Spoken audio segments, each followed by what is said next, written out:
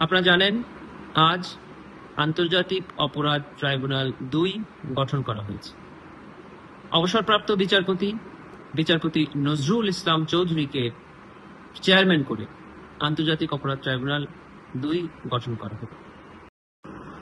২০১২ সালের আন্তর্জাতিক অপরাধ ট্রাইব্যুনাল ২ গঠন করা হয়েছে। ২০১৫ সালের ৩ নভেম্বর আন্তর্জাতিক অপরাধ ট্রাইব্যুনাল ২ বিলুপ্ত করা হয়। এরপর আজকে আন্তর্জাতিক অপরাধ ট্রাইব্যুনাল ২ আবার গঠন করে। আপনারা জানেন ২০২৪ সালের জুলাই গণঅভ্যুত্থানের সময় সংগঠিত মানবতা বিরোধী অপরাধের তদন্ত চলমান আছে।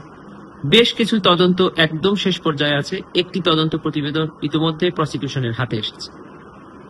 আসামি শেখ হাসিনা সহ তৎকালীন মন্ত্রী পরিষদের সদস্য, আইন শৃঙ্খলা বাহিনীর ঊর্ধ্বতন কর্মকর্তাদের তদন্ত প্রতিবেদন একেবারেই শেষ পর্যায়ে আছে বলে তদন্ত সংস্থা থেকে প্রসিকিউশনকে জানানো হয়েছে। তদন্ত শেষ হওয়ার সাথে সাথেই এই মাসেই আমরা আশা করছি বেশ কয়েকটি ফরমাল চার্জ ট্রাইব্যুনালে দাখিল হতে পারে। এই ফরমাল চার্জগুলো ট্রাইব্যুনালে দাখিল হওয়ার সাথে সাথেই আনুষ্ঠানিক বিচার প্রক্রিয়া শুরু হয়ে যাবে। তখন একটি ট্রাইব্যুনালের মাধ্যমে এই বিচার প্রক্রিয়া দ্রুত গতিতে সম্পন্ন করা জটিল হয়ে যাবে। তারই প্রেক্ষিতে সরকার আরেকটি ট্রাইব্যুনাল গঠন করবে। আমরা প্রসিকিউশনের পক্ষ থেকে আশা করছি দুটি ট্রাইব্যুনাল যদি একসাথে চলে, বিচার প্রক্রিয়া যদি দুটি ট্রাইব্যুনালে ভাগ করে পৃথক পৃথকভাবে পরিচালনা করা হয়, তাহলে অবশ্যই অতি দ্রুত জনগণ ন্যায় বিচার পাবে।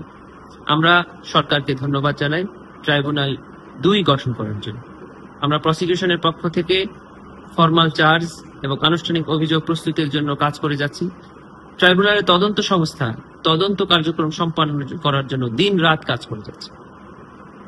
আমরা আশা করছি খুব শীঘ্রই ট্রাইব্যুনাল ১ এবং ট্রাইব্যুনাল ২ এর মাধ্যমে জাতি জুলাই অগস্টে সংগঠিত গণ অভ্যুত্থানের সময় যে মানবতা বিরোধী অপরাধ সংগঠন হয়েছে তার সঠিক বিচার প্রক্রিয়া দেখতে পাবে।